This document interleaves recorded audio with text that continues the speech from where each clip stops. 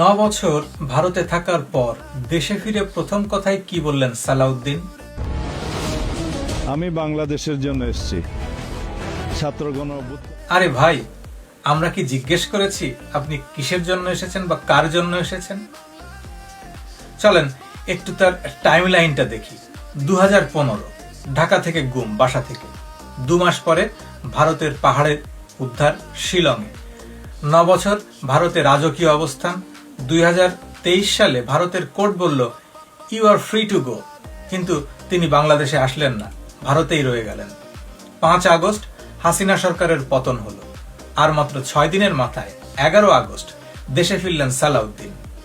এত perfect timing, এটা কি শুধু কোইন্সিডেন্স? একটা প্রশ্ন, গণ অভ্যুত্থানের পর ওই সময় বাংলাদেশে তো ফাংশনাল কোনো সরকার ছিল না, তাহলে তার প্রত্যাবাসনের জন্য পররাষ্ট্র মন্ত্রণালয় থেকে ডিমান্ড নোটটা কে কখন ইস্যু করেছিল, সেটির কপিটা কোথায় আছে?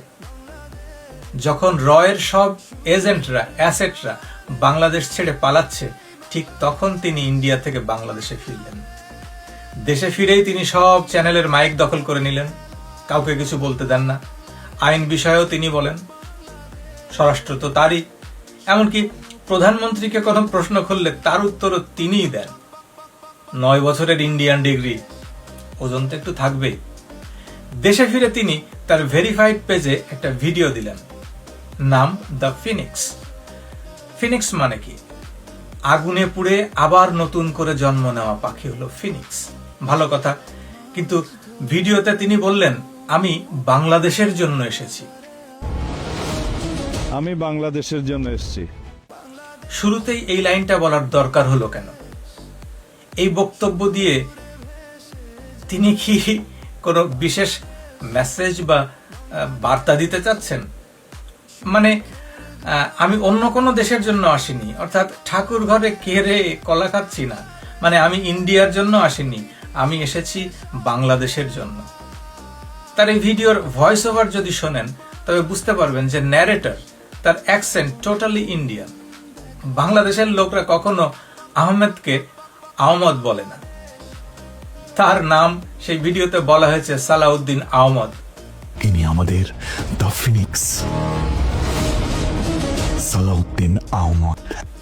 রাজনীতিতে অনেক সময় মানুষ যা বলে তার চেয়ে বেশি গুরুত্বপূর্ণ অনেক কিছুই লুকিয়ে থাকে না বলা কথায়।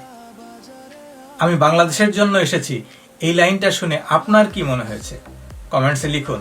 আর হ্যাঁ, 9 বছর যে তিনি মানে সালাউদ্দিন আহমদ রাজকীয়ভাবে ভারতে ছিলেন, তার খরচ তিনি কিভাবে জোগাতেন? দেশ থেকে কি তাকে টাকা পাঠানো হতো?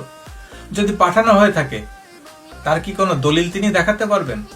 যদি না পারেন, তবে তো সংবিধান অনুযায়ী তার নামে মানি ল্যান্ডারিং এর মামলা করা যায় কিনা?